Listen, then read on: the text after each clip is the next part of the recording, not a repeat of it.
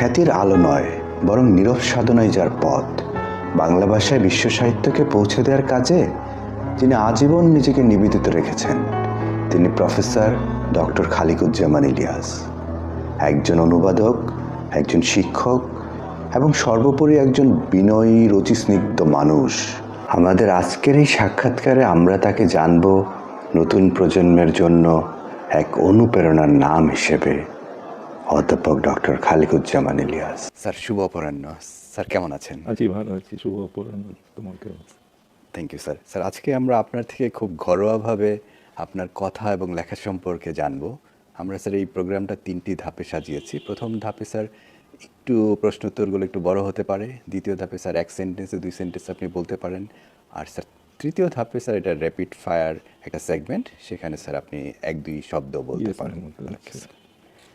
Sir, আমরা শুরু করব একেবারে শুরু থেকে। আপনার শৈশব এবং স্কুলিং সম্পর্কে যদি আমাদের কিছু বলতেন। আমার জন্ম হয়েছিল অনেক আগে, 1949 সালে এপ্রিল মাসে, 20 এপ্রিলে ঢাকায় মিটফোর্ড হাসপাতালে জন্ম হয়। আমার বাবা তখন ছিলেন হেলথ পার্লামেন্টারি সেক্রেটারি। ফলে আমার মানে ওই সময় আমার প্রতি অ্যাটেনশনটা মোটামুটি ভালোই পেয়েছিলাম। এবং আমার জন্ম হয়েছিল ওই ইয়ের হাতে, শিরিন কাজী বলে একজন বাঙালি গাইনোলজিস্ট। হ্যাঁ, জোহরা কাজী, শিরিন কাজী, এরা হচ্ছে গাইনোকোলজিস্ট। হ্যাঁ, এরা প্রথম বাঙালি মুসলমান বোধহয় যে কলকাতা নাকি দিল্লি মেডিকেল স্কুল থেকে ডিগ্রি নিয়ে আসছে নাকি। তা ওর হাতে আমার জন্ম হয়েছিল 1949 সালে। তারপর থেকে 1954 সাল থেকে আমরা বগুড়ায় চলে যাই। বগুড়ায় গিয়ে বগুড়ায় বাসায় থাকি। তারপর বগুড়া জেলা স্কুলে ভর্তি হই, ক্লাস 3 থেকে ক্লাস 10 পর্যন্ত। ওখানে আমার পড়াশোনা, ওখানে কিছু ভালো শিক্ষক পেয়েছিলাম। আজও 2-4 জনের কথা তো মনে পড়েই। তো সেই জন্য আমার মনে হয় স্কুলিংটার ব্যাপারে আমার কোনো আক্ষেপ নাই। মোটামুটি ভালো স্কুলেই গেছি আর কি। হ্যাঁ। তারপর স্যার কোন কলেজে পড়লেন? কলেজে পড়লাম আজিজুল হক কলেজে। যদিও আমার এসএসসিতে ভালো রেজাল্ট ছিল, কিন্তু আমার বড় 2 ভাই তারা ঢাকা কলেজে ভর্তি হয়ে রেজাল্ট খারাপ করে। আচ্ছা। ফলে আমার বাবার পরের দুটোকে আর ঢাকায় দেয়নি, বলছে তোরা এখানেই পড়। হ্যাঁ, তো বগুড়া আজিজুল হক কলেজে ইন্টারমিডিয়েটটা পড়েছি। এটা একটু আমার আক্ষেপ থাকে, কারণ ঢাকা কলেজে পড়লে বোধহয় বেটার হতো, কারণ ওখানে কোনো কম্পিটিশন ছিল না কারোর সঙ্গে। হ্যাঁ, ফলে ওখানে আমি রেজাল্ট ভালো করেছি, কিন্তু ঠিক সেরকমভাবে মানে মানে কম্পিটিশন যাকে বলে সমগোত্রীয়, সেটা ছিল না। সেই জিনিসটা মিস করেছি। স্যার, আপনার বিশ্ববিদ্যালয় জীবন এবং উচ্চশিক্ষা সম্পর্কে যদি বলতেন। আমি ঢাকা ইউনিভার্সিটিতে ভর্তি হলাম 1967 সালে, সেশনটায় আর কি। তখন তো 1 বছরে সেশন ছিল, এই সেমিস্টার সিস্টেম ছিল না। তো ওখানে ইংরেজি ডিপার্টমেন্টে ভর্তি, আমার মনে পড়ে না আমি কোনো দিয়েছি, কোনো অ্যাডমিশন টেস্ট দিয়েছি বলে মনে পড়ে না। একবারে ভাইবা মানে অ্যাডমিশনের সময় যে তখন ডক্টর সাজ্জাদ হোসেন ছিলেন ডিপার্টমেন্টের চেয়ারম্যান। উনি বেশ নাম ছিল তার টিচার এবং স্ট্রিক্ট ডিসিপ্লিনারিয়ান হিসেবে আর কি। তা ডক্টর সাজ্জাদ হোসেন আমাকে ইন্টারভিউ নিলেন, আর অনেকেই ছিলেন সবার সঙ্গে। তো আমি বোধহয় কি একটা নিতে ভুলে গিয়েছিলাম, ওই অ্যাডমিট কার্ড জাতীয় কিছু একটা। তিনি বললেন যে তুমি ওটা নিয়ে আসো, তারপরে তোমাকে নেওয়া হবে। তারপর আমার ভাই বাইরে দাঁড়িয়েছিল, হ্যাঁ, খুব উদ্গ্রীব হয়ে একদম, কারণ সে তো সাজ্জাদ হোসেনকে চেনে ভালো মতো, যে এরকম খুব লোক, স্ট্রিক্ট টাইপের। তখন সে আমাকে নিয়ে সঙ্গে সঙ্গে একটা বেবি ট্যাক্সি করে গ্যান্ডারিয়ায় তার বাসায় গেলাম। সেই ঢাকা ইউনিভার্সিটিতে গ্যান্ডারিয়ায় গিয়ে সেই জিনিসটা নিয়ে এসে জমা দিলাম ডিপার্টমেন্টে। তারপরে আমার অ্যাডমিশন হলো আর কি। তো এইভাবে 67-এর জুন মাসে বোধ হয়। স্যার, আপনার পিএইচডি সম্পর্কে যদি বলতেন। পিএইচডি আমি গেলাম ফুলব্রাইট স্কলারশিপ নিয়ে। তখন তো আমি অনেক বয়স মানে আমি তখন জাহাঙ্গীরনগর ইউনিভার্সিটিতে অ্যাসিস্ট্যান্ট প্রফেসর হয়েছি নতুন।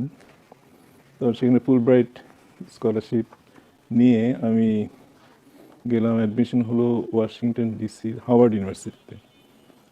কারণ আমার ওরা প্রথমে একটা এসওপি বলে না, স্টেটমেন্ট অফ পারপাস, ওই ধরনের একটা দিতে হয়। ওটাতে আমি দিয়েছিলাম আমি আফ্রিকান আমেরিকান লিটারেচার, আমি লিখেছিলাম ব্ল্যাক লিটারেচার পড়তে চাই। হ্যাঁ, ব্ল্যাক লিটারেচার।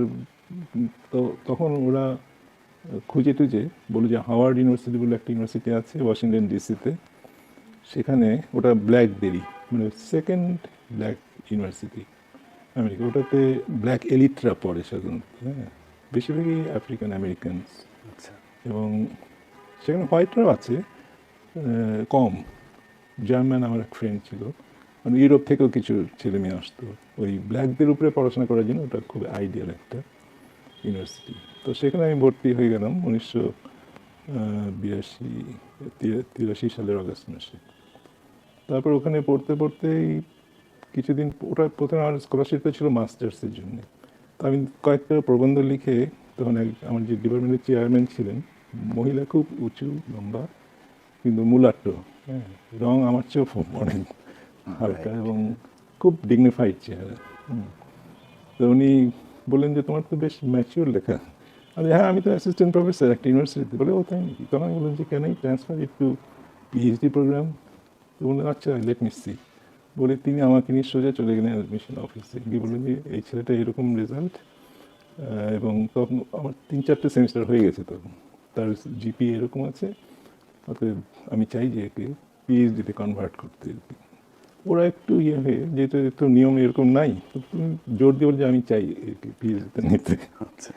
তখন আমার পিএইচডিতে, পরে ওখানে আর মাস্টার্স করতে হলো না আর কি। হ্যাঁ, এটা খুবই আমার জন্য শুধু ভালো হয়েছে। আমি পিএইচডি হয়তো করতাম, কিন্তু মাস্টার্স শেষ করে দেশে ফিরে তারপরে আবার একটা অ্যাসিস্ট্যান্টশিপ নিয়ে যেতে হতো। ওদিকে আমেরিকান গভর্নমেন্টও বললো যে ঠিক আছে, আমাদের আপত্তি নেই যদি তুমি পিএইচডির জন্য ফান্ড জোগাড় করতে পারো। তখন ওই ইউনিভার্সিটি থেকে বললো যে আমরা অ্যাসিস্ট্যান্টশিপ তো আছে আমাদের, টিচিং অ্যাসিস্ট্যান্টশিপ, ওটা দেবো, ওটাতেই হয়ে যাবে। সেইভাবে আমি পড়লাম আর কি। স্যার, আপনার অনুবাদের প্রতি কিভাবে আগ্রহ তৈরি হলো, সেই শুরুর কথা কি একটু অনুবাদ বলবেন? তো যখন একটা সাহিত্যের ভালো সাহিত্য পড়ি, সেটা পড়লে পরে আমার মনে হয় যে আমার যেহেতু ভালো লাগছে, তবে তাহলে এটাকে আমি বাংলায় করি না কেন। আর বাংলা লেখার প্রতি আমার আগের থেকেই একটা আগ্রহ ছিল, স্কুল লাইফ থেকেই। বাংলা মোটামুটি লিখে আনন্দ পেতাম আর কি, চিঠিপত্র লিখে, দু একটা কবিতা টবিতা লিখেও। তো তখন আমি ওইভাবেই, যেটা ভালো লাগছে এবং মনে হচ্ছে যে ওটা ইম্পর্টেন্ট বই, তো সেটা আমি বাংলায় করলে অসুবিধা কী, সেভাবে আমি বাংলা করে ফেলতাম আর কি। স্যার, অনুবাদ কি ভাষান্তর নাকি সৃজনশীল প্রক্রিয়া? আমার কাছে তো সৃজনশীল প্রক্রিয়া মনে হয়। শুধু ভাষান্তর, এক ভাষা থেকে অন্য ভাষা তুলে নিয়ে এসে বসলাম, সেরকম জিনিস না তো। এটা রিক্রিয়েট করতে হয়, টার্গেট ভাষা যেটা ল্যাঙ্গুয়েজ, টার্গেট ল্যাঙ্গুয়েজে এটাকে আবার সৃষ্টি করতে হয়। হ্যাঁ, কিন্তু ওই আইডিয়াগুলো ওখান থেকে পাওয়া, ইমেজেস ওখান থেকে পাওয়া, ওসব থেকে বিচ্যুত না হয়ে যে সেটাকে যদি এখানে এনে রিক্রিয়েট করা যায়, তাহলে তো সেটা একটা নতুন কাজ। আমি মনে করি এটা নতুন কাজ। নতুন আরও মনে হবে এই জন্য যে একই টেক্সট যদি দুজন অনুবাদ করে, দেখবে কত ডিফারেন্স। Difference, হ্যাঁ, দুটো অনুবাদের মধ্যে প্রচণ্ড ডিফারেন্স। তার মানে কি, দুজন অনুবাদকই কিন্তু নিজের মতো করে করেছে, এবং দ্যাট ইজ কল্ড ক্রিয়েটিভিটি। হ্যাঁ, আমাদের এমন একজন অধ্যাপক আছেন, professor Khaliquzzaman Ilias sir. Sir, অনুবাদ সাহিত্যে নতুন প্রজন্মের মনন ঘটনে কোনো ভূমিকা কি রাখে বা রাখতে পারে? নতুন প্রজন্মের নতুন জন্য প্রজন্ম, জি স্যার।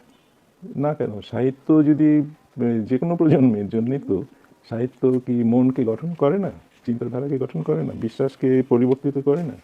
তো সেইভাবে তো সাহিত্য যদি সেটা করে থাকে, তো অনুবাদ সাহিত্য সে একইভাবে সেটা করবেই। কারণ সাহিত্য অনুবাদ সাহিত্যে আমি কোনো পার্থক্য দেখি না। হ্যাঁ, এর যে ইফেক্টগুলো আর কি। Right sir. স্যার, আমরা জানি যে পরিশ্রম এবং ধৈর্য অনুবাদের ক্ষেত্রে খুব জরুরি। এই কঠোর পরিশ্রম এবং ধৈর্যের মূল্যবোধ আপনার জীবনে কিভাবে গড়ে তুলেছেন স্যার? না, এটা তো এসেনশিয়াল যে ধৈর্য থাকতে হবে, পরিশ্রম করতে হবে। কি একজন বলেছেন না যে ইন্সপিরেশন হচ্ছে 2% আর পার্সপিরেশন হচ্ছে 98%, তাই না? জি বলে স্যার। মার্ক টুয়েন কেউ বলেছেন। তো পরিশ্রম ছাড়া তো কিছু হয় না। আমি খুব ট্যালেন্টেড লোক, সে যদি আলসে হয়ে বসে থাকে, কিছুই না তৈরি করে, প্রডিউস করে, তাহলে হোয়াটস ইউজ, তাই না? কোনো লাভ হলো না তো।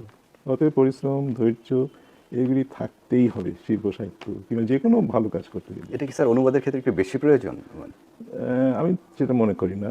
অনুবাদের ক্ষেত্রে কেন, যে যারা উপন্যাস লিখছেন, মানে সৃজনশীল উপন্যাস লিখছেন, তাদের কি কোনো ইয়ে আছে, মানে বিরাম আছে? হ্যাঁ, না। কতভাবে সারাক্ষণই তারা চিন্তা করছেন কোন ক্যারেক্টারকে কোথায় বসাবেন, কার সঙ্গে কার সম্পর্ক করাবে, তাই না? কোন লোকাল ইয়েতে হবে। হ্যাঁ, এই জিনিসগুলো যে কন্টিনিউয়াসলি তাদের চিন্তা, শয়নের স্বপনে, খেতে বসে, যেখানে বাথরুমে গিয়ে তাদের চিন্তা করতে হচ্ছে এসব। ধারণ করতে হচ্ছে, প্র্যাকটিস করতে হচ্ছে। এক্স্যাক্টলি। স্যার, এবার একটু ভিন্ন প্রসঙ্গে যাচ্ছি। জ্ঞান অনুসন্ধানে একজন তরুণকে আপনি কোন অভ্যাসটি তৈরি করতে বলবেন যে আপনার নিজের জীবনে অনুসরণ করেছেন? এতে তো পড়া ছাড়া কোনো উপায় নেই। হ্যাঁ, পড়তে বই হবে। পড়তে হবে। এখন তো নানা রকম ডিভাইস এসছে, পড়তে গিয়ে আরো সুবিধা হয়েছে এখন। যদি বইয়ের ইয়ে হয়তো কিনি, ইলেকট্রনিক বই তো থাকে, Available, আইপ্যাডে তো পুরো একটা লাইব্রেরি ক্যারি করা যাচ্ছে। হ্যাঁ, ধরো 2.5 কেজি ওজনের একটা কিংবা 1 কেজি ওজনের একটা আইপ্যাডে জি, একটা লাইব্রেরি বহন করতে পারছে, এবং যে কোনো জায়গায় বসে থেকে যে কোনো বই ওখানে ক্লিক পড়তে করে পারছে। পড়তে পারছে। এখন অনেক সহজ হয়ে গেছে পড়াশোনা। কিন্তু এর খারাপ দিকটাও আছে, যে বইয়ের প্রতি আগ্রহ খুব বেশি লোকের নেই আমাদের দেশে, বিশেষ করে আর কি। তাদের আগ্রহটা ওই চটুল জিনিসের প্রতি আর কি, যেসব এখন এত বেশি অ্যাভেলেবেল হচ্ছে মোবাইল ফোনে কিংবা যে কোনো ইলেকট্রনিক ডিভাইসে, যার ফলে ওই আগ্রহটা ওই দিকেই বেশি যাচ্ছে। কারণ চটকদার জিনিস, মন্দ জিনিস এসবই টানে বেশি জি স্যার। ভালো জিনিসের চেয়ে। স্বাস্থ্য তো সংক্রামক না, রবীন্দ্রনাথ বলেছেন না, জি স্যার। রোগই সংক্রামক। সুতরাং এইসব জিনিসকে যদি আমি রোগ ধরি, এই চটকদার জিনিসগুলোকে এরা সংক্রামিত করছে বেশি। স্যার, আপনার দৃষ্টিতে একজন শিক্ষক এবং একজন মহান শিক্ষক, এই দুয়ের মধ্যে কি কোনো পার্থক্য আছে? এখন মহান শব্দটার প্রতি আমার একটু আপত্তি আছে। মহান মহান, শিক্ষক, ভালো মানুষ শিক্ষক, হ্যাঁ, সেটাই মহান। হ্যাঁ, জি স্যার। এবং শিক্ষকের প্রথম গুণ থাকতে হয় ছাত্রদের মানে ভালোবাসা আর কি। হ্যাঁ, তাদের সঙ্গে বন্ধুর মতো মেলামেশা, একটা ডিস্টেন্স রেখে বন্ধুর মতো মেলামেশা করে, তাহলে ছাত্ররা নিতে পারে, শিখতে পারে। আর ছাত্রদের সঙ্গে যদি একটা দূরত্ব বজায় রেখে চলা যায়, তাহলে তারা কিছুই পাবে না, তারা ধারে কাছে ঘেসবে না, তাই না? জি স্যার। তাহলে লাভটা কি হলো? কিন্তু স্যার, আজকাল তো অনেকে অ্যাক্সেসটা দিচ্ছে না স্টুডেন্টদের। না না, দেওয়া তো উচিত। কারণ আমি তো বরাবর দিয়েছি। জি স্যার। হয়তো আমার নেচারটা ওরকম ছিল, কারণ তখন বয়সের সঙ্গে ছাত্রদের বয়সের পার্থক্যটা কম ছিল যখন আমি জাহাঙ্গীরনগরে জয়েন করি। জি স্যার। ফলে ছাত্ররা খুব মানে বন্ধুর মতোই মিশতে চাইতো আর কি। হ্যাঁ, ব্যাচেলর অবস্থায় আমার ঘরে রাত 1-1:30 পর্যন্ত ওই নাটকটা যখন হতো কিংবা কিছু, তখন ওরা বিক্রি করতে এসে আর কি। তাতে আমার কোনো অসুবিধা, মানে আমার ভালোই লাগতো এসব আর কি। স্যার, কোনো কাজে ভুল করাকে আপনি কিভাবে দেখেন, বা ভুল থেকে ভুল কিভাবে থেকে তো শিক্ষা নেওয়া যায়? শিক্ষা নেবে। হ্যাঁ, ভুল তো করতেই হবে। হ্যাঁ, ভুল ছাড়া তো ওই যে মিথ্যা শক্তিতে চমৎকার একটা কথা আছে না, যে ভুল করে না তাকে ভালোবাসা যায় না। যেমন ঈশ্বর পারফেক্ট, কোনো পারফেক্ট জিনিসকে ভালোবাসা মুশকিল। হ্যাঁ, যে ভুল করলে তখনই তাকে, দুষ্ট ছেলের প্রতি মার কিন্তু আকর্ষণ বেশি থাকে। দুর্বলতা বেশি থাকে। ভাল লাগে যে একটু ভুল করছে, ছোটখাটো ভুল, একেবারে খুন করার মতো ভুল না, জি স্যার। ছোটখাটো ভুল কিন্তু আমাদের সবারই থাকে। টু এয়ার ইজ হিউম্যান, এটাই আর কি। জি স্যার। স্যার, প্রযুক্তির ফলে বিশেষত যে আর্টিফিশিয়াল ইন্টেলিজেন্স ভবিষ্যৎ এটা আমার প্রজন্মের কাছে আমাদের একটু খুবই এখন একটু মানে আশঙ্কা হয়, এই যে যেহেতু আমাদের মোরাল যে ডিগ্রেডেশন এটা বেশ হয়েছে। গত কয়েক বছরে এটা, রাজনীতিকে আমি দায়ী করবো এই জন্য। রাজনৈতিক নেতৃত্ব সব জায়গায় এমনভাবে মানে ঘুষ, তারপরে অযাচিত প্রমোশন, ফেভারিটিজম, এসব এত করেছে যে কারো কোনো মরাল এখন আর ঠিক নেই। হ্যাঁ, যাকে ধরা যাচ্ছে 1000 কোটির মামলা, তাই না? স্যার, বিলিয়ন হ্যাঁ, একটি অদ্ভুত ব্যাপার। এরকম কোনো জাত আমি পৃথিবীতে আছে কিনা এরকম, যারা নিজেদের দেশকে ধ্বংস করে বাইরে টাকা মানে পাচার করে। হ্যাঁ, এত হাজার হাজার কোটি টাকা যে পাচার হয়েছে, যদি সত্যি হয়ে থাকে, আমার তো সত্যি বলেই মনে হচ্ছে, এবং বাইরে গিয়ে তারা শান শকত নিয়ে আছে, দেশের জাহান্নামে যাক, বরঞ্চ দেশের জন্য করছে ওই শ্রমিকরা। হ্যাঁ, মধ্যপ্রাচ্যে যারা মানে লাথি খেয়ে অপমান সহ্য করে যারা কাজ করে ঘাম ঝরিয়ে টাকা পাঠাচ্ছে, আর আমরা করছি কি, এই ক্লাসটা আর কি, মিডল ক্লাস, আপার মিডল ক্লাস, সমস্ত আমাদের দৃষ্টি হচ্ছে বাইরের। হ্যাঁ, ওইখানে বাড়ি করব, ওখানেই থাকবো, এখানকার টাকা নিয়েছি, এখানে বাড়ি বাবা মা করে গেছে, সেটা বিক্রি করে ছেলেরা এখন ওইখানে টাকা নিয়ে গিয়ে ই করছে, ইনভেস্ট করছে কিংবা থাকছে। হ্যাঁ, তো এই অবস্থায় আমাদের দেশের জন্য খুব আমি ভালো ভবিষ্যৎ দেখি না, আনলেস মানে একটা শক্তিশালী দেশপ্রেমিক রাজনীতি এখানে শুরু হয়।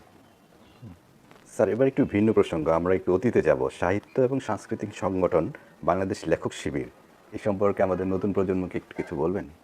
দেখো, শিবির তো হয়েছিল 1972 সালে। প্রথমে স্যার 70 সালে, 70 পরে সালে 72 সালে লেখক শিবির নাম লেখক হলো। শিবির নাম, প্রথম অন্য একটা নাম ছিল জি, বোধহয়, স্যার। সংগঠন ছিল বোধহয়। তো ওই দিকে প্রথম দিকে ছিলেন আহমদ শরীফ সাহেব ছিলেন, স্যার। তারপরে আমার সফা বোধহয় প্রথমে করেছিল আমার আচ্ছা, সফা। সিরাজুল ইসলাম সিরাজ চৌধুরী চৌধুরী স্যার সাহেব ছিলেন আমার সর্দার শিক্ষক। ফজলুল করিম সর্দার ছিলেন। ফজলুল করিম পরে যুক্ত হলেন পরে। একেবারে কোনো পজিশন বোধহয় হোল্ড করেননি, তবে উনি ওখানে বক্তৃতা দিতেন আর কি। যেহেতু উনি লেফট ওরিয়েন্টেড কমিউনিস্ট পার্টিতে ছিলেন, জেলও খেটেছেন, সেই জন্য লেখক শিবিরের সঙ্গে তার একটা আত্মীয়তা ছিল। তা এরপরে তো বদরুদ্দিন ওমর। বদরুদ্দিন ওমর সাহেব নিলেন। হ্যাঁ, সিরাজ ইসলাম চৌধুরী, আমর শরীফ এরা চাচ্ছিলেন লেখক শিবিরকে এই ঢাকা বেস, ঢাকা ইউনিভার্সিটির ভিতরে রাখতে, কিন্তু উমর সাহেব বললেন না, এটা কী করে হয়। হ্যাঁ, উমর বললেন যে একে বাইরে নিয়ে যেতে হবে, প্রত্যেক জেলায় জেলায় একটা করে একটা মানে প্রতিষ্ঠান করতে হবে। এই সব ইয়েতেই ওদের সঙ্গে একটু ইয়ে হয়ে যায়। শেষ পর্যন্ত কিন্তু ওমর ভাই ছিলেন, বদরুদ্দিন ওমরই এদেরকে গাইডেন্স দিয়েছেন। এবং এখানে অন্তত লেখক আগে বলা হতো লেখক শিবিরে লেখক নাই, কর্মী আছে শুধু। কিন্তু শওকত আলী উনি প্রেসিডেন্ট ছিলেন কয়েক বছর, হাসান আজিজুল হক প্রেসিডেন্ট ছিলেন কয়েক বছর, তারপরে আখতারুজ্জামান ইলিয়াস ভাইস প্রেসিডেন্ট ছিলেন বেশ কয়েক বছর, 5-6 বছর হবে। কিন্তু এরা যখন ছিলেন তখন লেখক শিবির সবচেয়ে বেশি চাঙ্গা ছিল। জি স্যার। হ্যাঁ, সুতরাং এই যারা ক্রিয়েটিভ রাইটার্স তারাই কিন্তু অ্যাকচুয়ালি লেখক শিবিরটাকে মানে বাঁচিয়ে রেখেছিল একদম। এবং অ্যাক্টিভিটি ছিল তখন অনেক, ব্লাসফেমি অ্যাক্টের জন্য বিশাল একটা মিছিল বের হয়েছিল এই লেখক শিবিরের উদ্যোগে। তখন সব লেখকরা, ইভেন শামসুল রহমান, উনিও মিছিলে এসে যোগ দিয়েছিলেন। হ্যাঁ, তো সেই সময়টা গেছে একটা বলতে পারো যে গোল্ডেন এজ অফ লেখক শিবির। এরপরে এখন একটু একটু নিয়মান হয়ে গেছে। আর উমর ভাইয়ের মারা যাওয়ার পরে তো এখন জানি না কী হবে আর কি। স্যার, এবার আমরা একটু লেখক আখতারুজ্জামান ইলিয়াস স্যার সম্পর্কে জানতে চাচ্ছি। আচ্ছা, ও তো আমার বড় ভাই, আমার উপরে তার প্রভাব সবচেয়ে বেশি। স্কুল থেকে আমাদের বয়সের ডিফারেন্স 6 বছর, কিন্তু ও আবার পড়াশোনার দিক থেকে আমার চেয়ে অনেক এগিয়ে ছিল। যেহেতু সে ঢাকা কলেজে পড়েছে এবং ঢাকা কলেজে পড়াকালীন ওই মান্নান সৈয়দের বোধহয় রুমমেটও ছিল, এবং এখানে বেশ মেলামেশা করেছে প্রচুর, এবং একটু মানে অগোছালো লাইফ লিড করেছিল আর কি। হ্যাঁ, সমকালে যে আবু জাফর, সিকান্দার আবু জাফর, ওনার ওখানে লেখা টেখা দিয়ে 2-একটা লেখা ছাপা হয়েছিল ওখানে। ফলে এইসব নিয়ে খুব ব্যস্ত থাকতো ইন্টারমিডিয়েট পড়তে গিয়ে আর কি। জি। ফলে রেজাল্ট খারাপ করেছিল। রেজাল্ট খারাপ করার পরে তো তারপরে ঢাকা ইউনিভার্সিটিতে বাংলায় ভর্তি হলো। আর আমার ক্ষতি হলো যে আমি আর পরে ঢাকা কলেজে পারলেন না, জি স্যার। ট্রান্সফার পেলাম না। যাই হোক, তো ভাই খুব প্রোগ্রেসিভ টাইপ ছিল, চিন্তা ভাবনা সব দিক থেকেই। আমি বলবো না যে কট্টর সে মার্ক্সবাদী ছিল, তা না, কিন্তু চাইতো যে এক ধরনের সমাজতান্ত্রিক সাম্য যাকে বলে সেটা প্রতিষ্ঠিত হোক। শ্রেণী ব্যাপারটা পরিষ্কার ছিল তার। কোন সে তার উপন্যাস পড়লেই বোঝা যায় যে শ্রেণী সচেতনতা কীভাবে এক শ্রেণী আরেক শ্রেণীকে এক্সপ্লয়েট করছে, ইভেন গ্রাম লেভেলেও। হ্যাঁ, চিলেকোঠা শেপে আছে, জি স্যার। তো খোয়াবনামাতেও আছে। তো এই জিনিসগুলো সে খুব খেয়াল করেছে, এবং যার ফলে ওর সঙ্গে আলাপ করে আমি খুব মজা পেতাম। ও যখন ছুটিতে দেশে যেত, বাড়িতে যেত, তখন ওর সঙ্গে বেশিরভাগ ওর যে রুচিবোধ, আমি রবীন্দ্রসঙ্গীতকে পছন্দ করতে শুরু করি স্কুল লাইফ থেকেই বিকজ অফ হিম। হ্যাঁ, কারণ ভাই আমাকে রবীন্দ্রসঙ্গীতের ব্যাপারগুলো বলেছিল, বুঝিয়ে দিয়েছিল। হ্যাঁ, তো ফলে আমার উপরে তার প্রচণ্ড প্রভাব ছিল, প্রচণ্ড। শিক্ষক হিসেবে তিনি শুধু আমাদের পাঠদান করেননি, দেখিয়ে দিয়েছেন কিভাবে নির্লোভ নিষ্ঠায় মহৎ হয়ে ওঠা যায়। মূলানুগ ভাষান্তরের প্রতি দায়বদ্ধতা, শৈল্পিক দক্ষতা এবং জ্ঞানের প্রতি বিনম্র ভালোবাসা, এই তিনেই গড়ে উঠেছে তার অনুবাদের মহিমা। মহাকাব্যিক সৃষ্টিশীলতায় ভরপুর তার অনুবাদ কর্মসমূহ সাধকের মতো নীরবে সবিনয়ে নিরলস সাধনার মধ্য দিয়ে চিরকাল ভিড় এড়িয়ে গেছেন। নিজেকে রেখেছেন কোলাহলের বাইরে, কোনো প্রচারের ঝলমলে আলো নয়, কাজের নীরবতাই তার পরিচয়। আজ অবধি তার অনুবাদ গ্রন্থের সংখ্যা 17টি। এর মধ্যে উল্লেখযোগ্য গালিভারের ভ্রমণ কাহিনী, মিথের শক্তি, গ্রেকোর কাছে প্রতিবেদন আত্মজীবনী, পেয়ারার সুবাস। স্যার, অনুবাদের সময় সবচেয়ে বেশি কোন বিষয়টি আপনার কাছে চ্যালেঞ্জিং মনে হয়েছে বা হয়? চ্যালেঞ্জিং বেশি মনে হয় যখন মানে মানে কালচারাল ইকুইভ্যালেন্সটা একেবারেই মানে অচেনা, সেটাকে আমি কীভাবে আমার টার্গেট পাঠকের জন্য মানে ইকুইভ্যালেন্ট করব, তারা যেন জিনিসটা বুঝতে পারে, ওইটাকে আনাটা একটু ডিফিকাল্ট হয়ে যায়। তখন হয়তো কিছুটা কম্প্রোমাইজ করতে হয় মূল টেক্সটের সঙ্গে। কারণ আমার উদ্দেশ্যই থাকে হচ্ছে টার্গেট, যারা পড়বে বাংলাটা তারা যেন বুঝতে পারে, ধরতে পারে, কিংবা তারা এনজয় করতে পারে। তারা যদি না বুঝতে পারলো তাহলে হোয়াটস দ্য ইউজ? সেই জন্য ওই ফিডিলিটি যাকে বলে বিশ্বস্ততা, জি স্যার। ওটা ওরকম মানে একেবারেই সম্ভব হয় না স্যার। সম্ভব হয় না। তার মানে এই না যে আমি বিশ্বাসঘাতকতা করছি। হ্যাঁ, ট্রান্সলেটার্স অনেক সময় তাদেরকে ট্রেটারও বলা হয়, কিন্তু সেটা না, মিলিয়ে পড়লেই দেখা যাবে, দুটো টেক্সট মিলিয়ে পড়লেই দেখা যাবে যে আমি বেশি দূর সরিনি। সংখ্যার বিচারে এই তালিকা কারো কারো কাছে কম মনে হতে পারে, কিন্তু গ্রন্থের গুরুত্ব এবং আয়তনের কথা বিবেচনা নিলে এই সংখ্যা মোটেই কম নয়, বরং অনেক অনেক বেশি। গোল্ডেন বাউ ভুবন বিখ্যাত এক গ্রন্থ। এ বিষয়ে সমকক্ষ আরেকটি বই কখনো লেখা হবে কিনা তা আমাদের জানা নেই। বাংলা ভাষায় এই মহাগ্রন্থের অনুবাদ করেছেন আমাদের সকলের প্রিয় professor Khaliquzzaman Ilias sir. Professor Khaliquzzaman Ilias আমাদের শেখান শব্দের আড়ালেও সাধনা থাকে, নীরবতাতেও সৃষ্টি হয় ইতিহাস। তার জীবন আমাদের মনে করিয়ে দেয় প্রকৃত কাজ কখনই করতালির অপেক্ষা করে না। নতুন প্রজন্মের জন্য তার এই যাত্রা হোক ধৈর্য, বিনয় এবং নিষ্ঠার এক জীবন্ত পাঠ। বর্তমানে তিনি অনুবাদ করছেন তার প্রিয় লেখক কাজান জাকিসের বিস্ময়কর সৃষ্টি the Odyssey a modern sequel, যার পংক্তি সংখ্যা 33,333। এই অনুবাদের মহিরুহের প্রতি আমাদের গভীর শ্রদ্ধা এবং ভালোবাসা।